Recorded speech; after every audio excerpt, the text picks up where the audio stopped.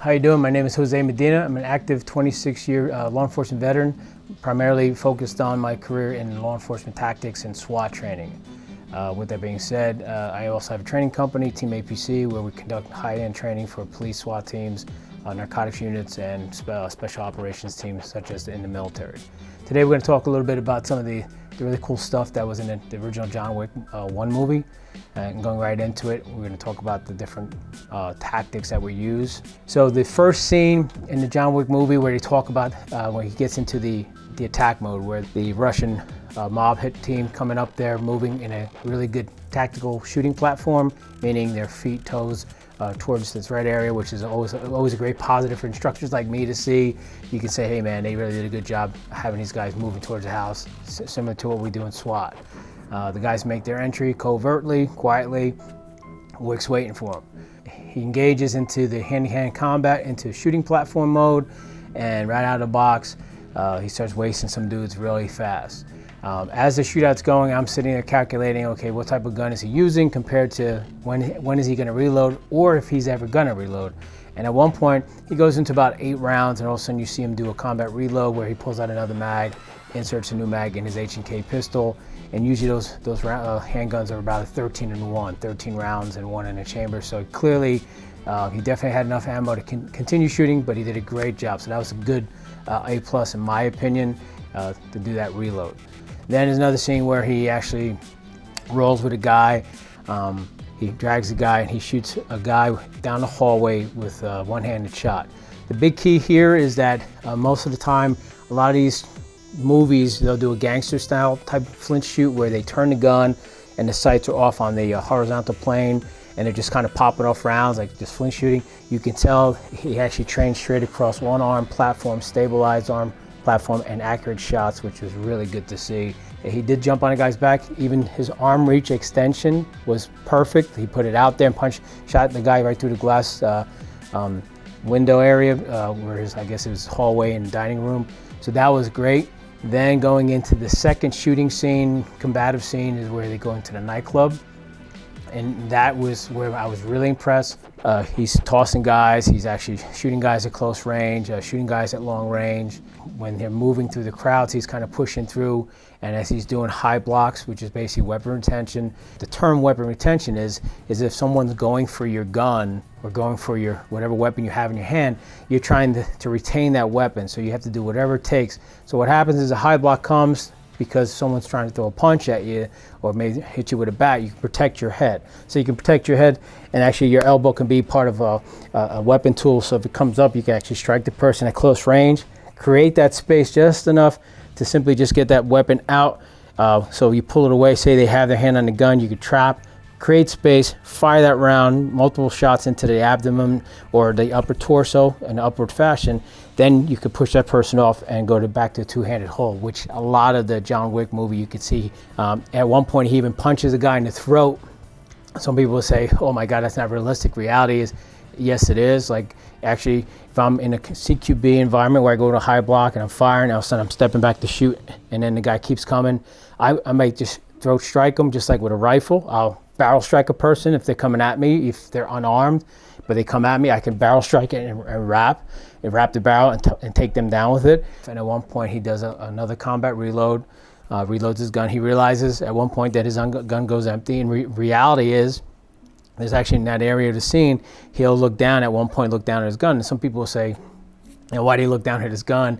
Well, because he realizes he's empty. And ask any great SWAT cop, any police officer that's out there who shoots a lot, even some of these NRA shooters and stuff like that, sometimes they just, realistically, they're popping off in the zone so many rounds and they forget. And a lot of time I call it tactical CPR. They'll look down and they'll hit the gun like, oh my God, it's not firing. But they realize, crap, it's empty. In that same scene, he's actually moving down the hallway, and he's actually moving with his weapon properly just below his line of sight. He's actually it's called railing, where they rail the gun close to the body for CQB. So if you're approaching doors to the left or right, you want to rail that gun close to your body so you don't over penetrate the view of a bad guy. And at one point he's moving down that hallway. He's doing a great job doing that.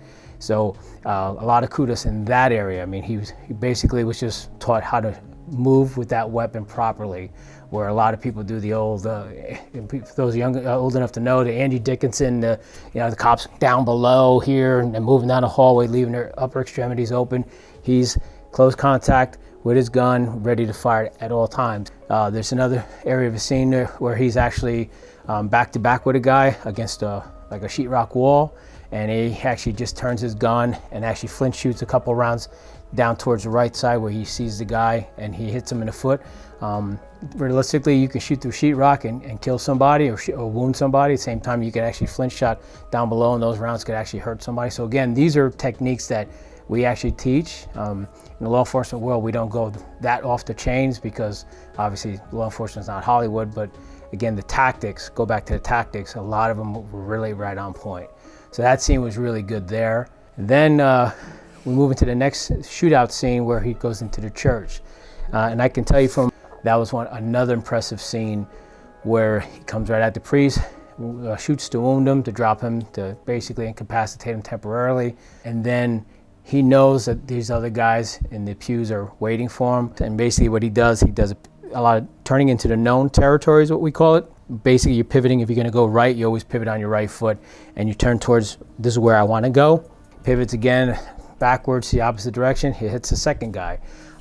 At one point there's a scene in that pew shootout where he's moving and pivoting and turning and reacting. It's the same thing in his training. Steel target poppers come up from different levels. They're coming up, and that's what he was trained to react. One comes up, ding, hits the steel. Second one, ding. So when you put in real life and you see bad guys coming at you, you can actually turn your body in different directions, and that's how he was taught to engage threats. That's why his gun muzzle discipline was just below line of sight, so he can acquire his targets no matter where he turned. Where a lot of people, they look with the squinting eye in real time, and they squint with that eye, and then they have to present that gun up to their eye, which is pretty it's not hard to do. It's just you have half a visual where two eyes open, you see pivot, ding, pivot, ting, pivot, ting.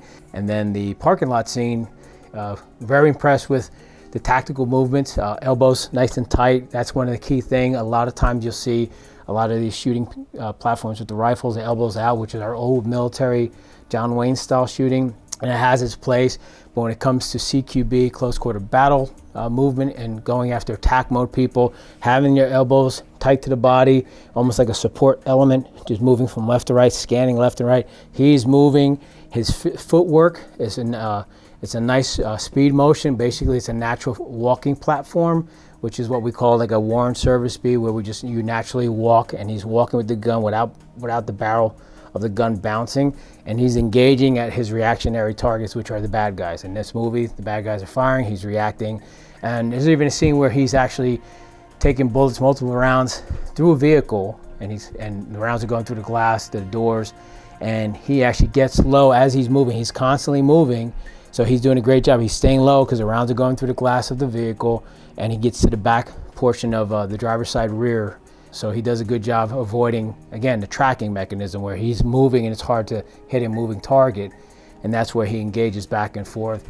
And although I thought a little gig where he steps out with his legs wide open and he's engaging these guys, even though he did that, his stance, if you look at his stance, and people who watch this video, you say to yourself, watch his stance. His stance is in a fighting stance. So like if you stopped and took the picture of him standing next to that vehicle, and you take the rifle out of his hand, and you just put his hands there, he's in a normal fighting stance, which is that's how most combative people, that's how any SWAT operator, special forces, or just a homeowner who's trying to defend himself, you get a better shot off by standing the way he did. So that's a great kudos there. Creme de la creme, the final finale where they're on the pier and the Russian boss is trying to escape with his guys, and John Wick comes ballistic on him with his car and chasing him down.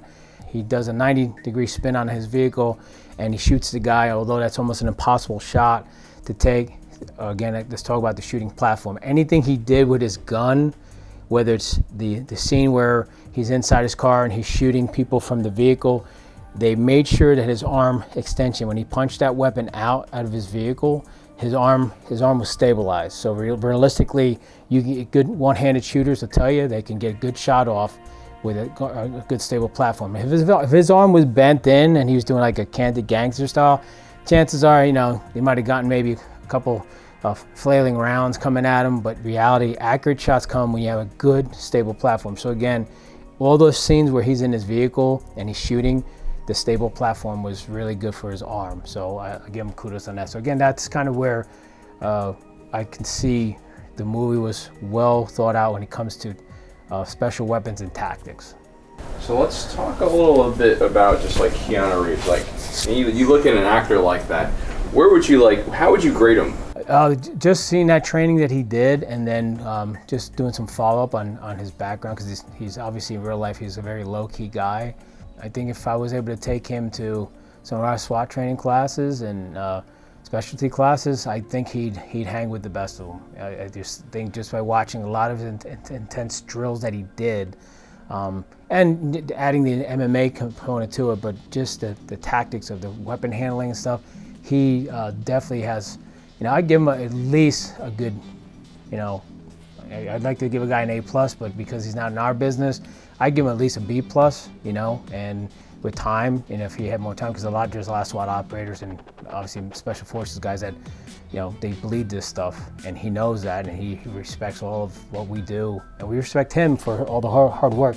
He's willing to sweat for umpteen hours a day to get it right, where we in law enforcement and even the special forces guys and gals, you can't make any mistakes. In movies, he knows, and just his interviews, he knows that he can make his mistakes and get better at it, where for us, we want to make our mistakes in training, but in real life, when we go out there, we only get one shot, and if it doesn't work for us, we may not be coming home alive.